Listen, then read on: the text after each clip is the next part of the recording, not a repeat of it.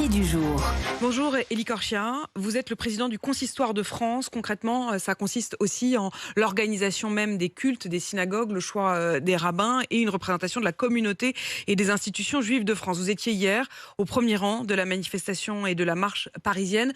200 000 personnes dans toute la France, une forme de sursaut. Et maintenant ? Et maintenant, déjà, c'était pas gagné d'avance. Cette marche a été exemplaire.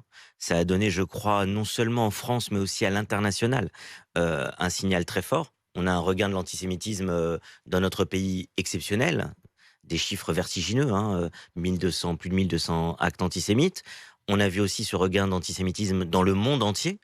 Et là, je trouve qu'hier, déjà, on a réussi à donner, notre pays a réussi à donner un signal très fort, parce qu'effectivement, cette marche qui s'est déroulée dans un climat remarquable, avec autant de personnes, vous l'avez dit, plus de 100 000 personnes à Paris, près de 200 000 sur la France, ça a déjà donné un signal très fort. Donc déjà, je pense que c'est important que celles et ceux qui nous écoutent, et ce message, c'était pas gagné, encore une fois, il y a quelques jours, avec ça avait été un peu pollué par les débats de politique politicienne, on va dire, et hier, il y a eu ce mouvement national, la France, qui descend dans la rue et qui dit, en tout cas pour nombre d'entre eux, nos concitoyens ont dit non, on veut continuer à défendre les valeurs de la République, on n'accepte pas d'être dans un pays où il y ait autant d'actes Et antisémites. les Juifs de France ont eu le sentiment d'être soutenus ? Oui, bien sûr. Il y avait comme un sentiment particulièrement, d'abord anxiogène, de par le nombre d'actes qui montaient chaque jour. Une crainte au Euh, quotidien ? Bien sûr, bien sûr. Et partout en France, il y avait cette crainte.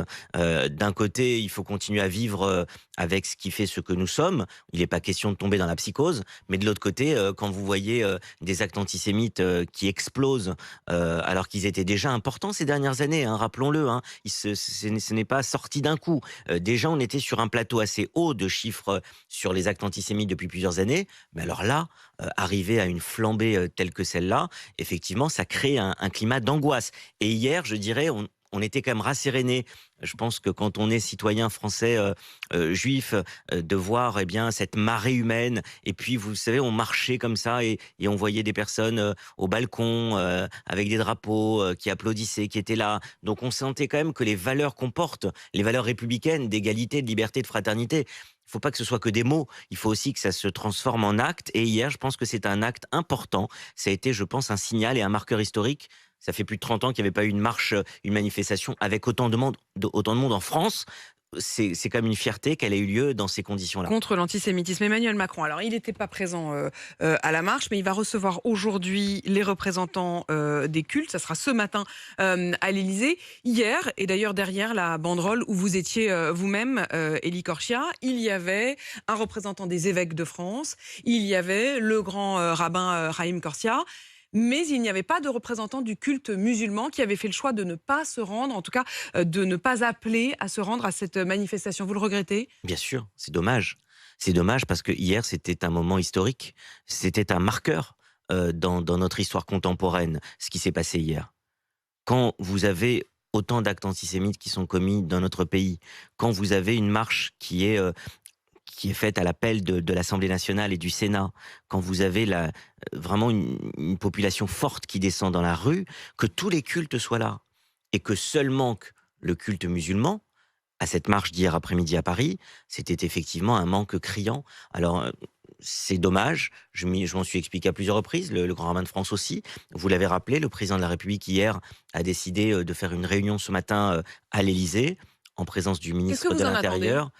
Écoutez, j'y serai après notre émission tout à l'heure. J'irai à Vous partez l'Élysée. à l'Élysée ? Je partirai à l'Élysée. Je serai avec le grand rabbin de France. Nous serons tous les deux pour représenter le judaïsme français. Moi, en tant que président, lui en tant que grand rabbin.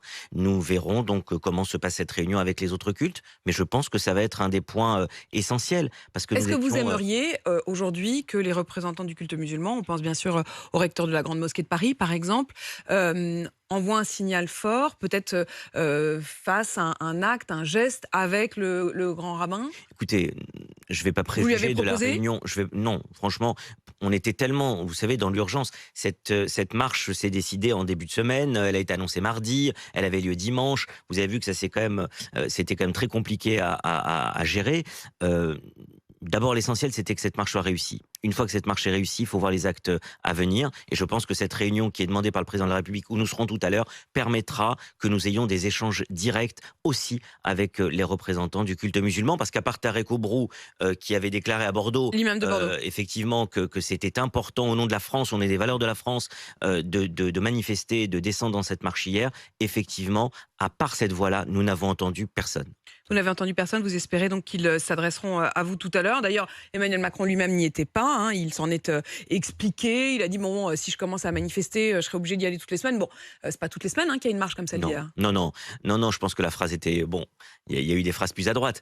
C'est Et il sûr a d'ailleurs dit qu'hier, ça à l'une des descendantes oui, oui, de Dreyfus, bien qui sûr, s'adressait à lui et qui lui disait on regrette votre absence. on est tout à fait d'accord. Je pense que il aurait pu le faire. J'entends la position du président, hein, qui est de dire moi, je ne participe pas en tant que président de la République à aucune manifestation, à aucune marche, donc ni celle-là ni une autre. Maintenant, c'était pas n'importe quel moment hier. Encore une fois, c'était un moment historique. On peut considérer que c'est une occasion manquée, que le président de la République, dont il aurait pu se saisir pour marquer l'histoire un peu plus. Mais bon. Encore une fois, l'essentiel, c'est qu'il y avait hier quand même toutes les plus hautes personnalités de l'État, à part le président, 34 ministres, des anciens présidents de la République, les anciens présidents de la République, des anciens premiers ministres. Ça a quand même été quelque chose d'exceptionnel. Merci beaucoup, Elie Corsia, d'être donc venu sur RMC ce matin avant de vous rendre à l'Élysée, puisque je le disais, vous serez reçu par Emmanuel Macron un peu plus tard dans la matinée. Merci à vous. Il est 7h48 sur RMC.